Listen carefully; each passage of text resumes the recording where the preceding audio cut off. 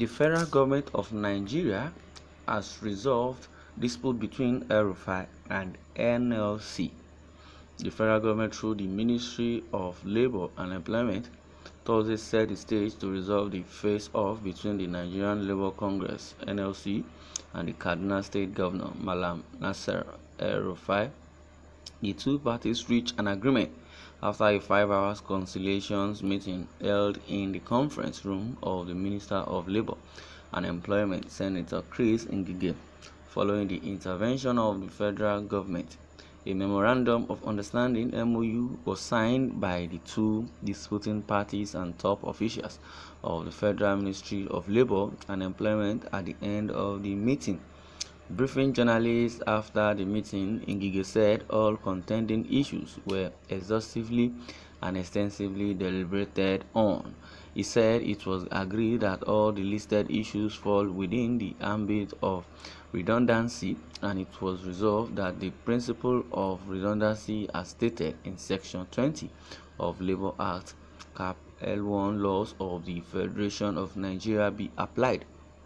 According to Ngige, the contentious issues include the compulsory retirement of workers on grade level 14 and above, and those who have attained the age of 50 years irrespective of grade levels, the reduction of staff strength of local government to 50 in each of the 23 local government areas, and casualization of workers on grade level 1 to 6.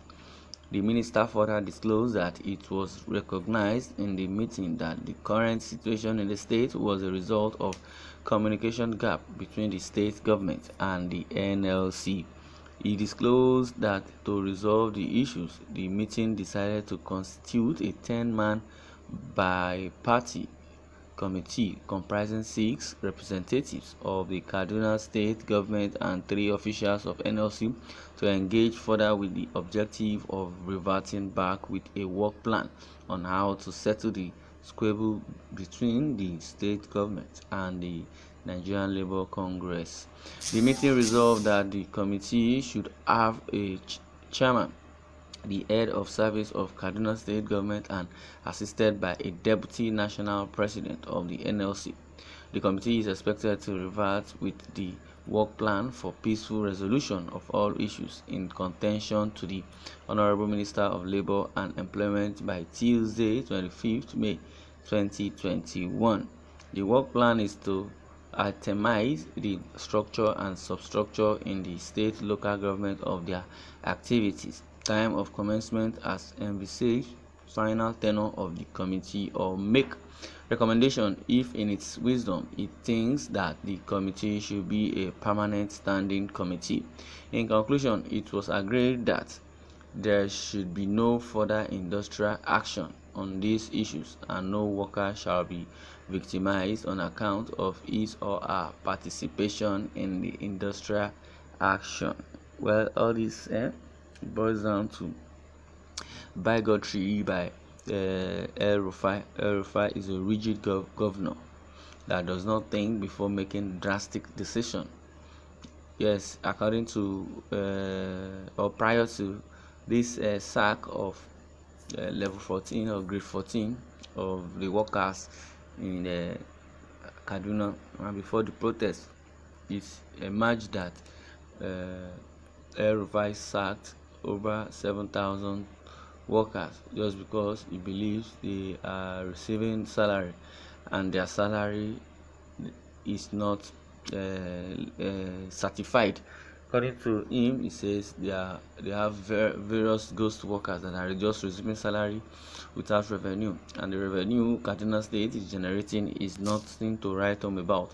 Kaduna State has been paying salary to ghost workers, and people receive salary under the trees without coming to work, without doing anything, and they have not generated any revenue. And on the other hand, Nigeria Labour Congress says, why will he sack just without legal and conducive process? And he did not follow the law. The rule of law says if you need to sack any worker, you must follow due processes.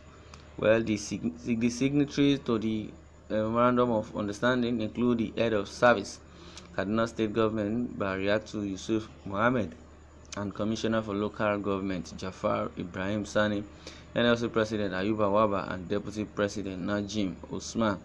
Before this meeting, Rufai has also declared the NLC President Ayuba Waba wanted, and it has been disengaged and unacceptable by the Nigerian Labour Congress and the government parastatals. They say, why will you declare Ayuba wanted? Ayuba is not a criminal, neither is he an evil perpetrator. And he has not offended anybody. Why would Nasser El-Rufai declare him wanted? So many activists, Red Nomokri has commented on the issue, Showore has commented on the issue, and even Falana has commented on the issue. Femi Fani-Kayode also has commented on the issue of NLC president being wanted. He said it's uncalled for and it's unacceptable. The man is only exercising his fundamental human rights, not even him alone, but the Nigerian Labour Congress in general. So everybody is against Rufai for declaring him wanted and about the sack. Others that were present at the meeting were the Director, Trade Union Services, Federal Ministry of Labour and Employment, Mrs. Omabi Akpan, and Director of Finance and Accounts, Aloy Muneke, who represented the Permanent Secretary of the Ministry. Well, so many issues have really engulfed around Kaduna State Governor, and people have been agitating, saying, so is it the same person that is vying for the position of the presidency coming 2023? So everybody is trying to watch what is going on, and El-Rufai has really dented his image through this.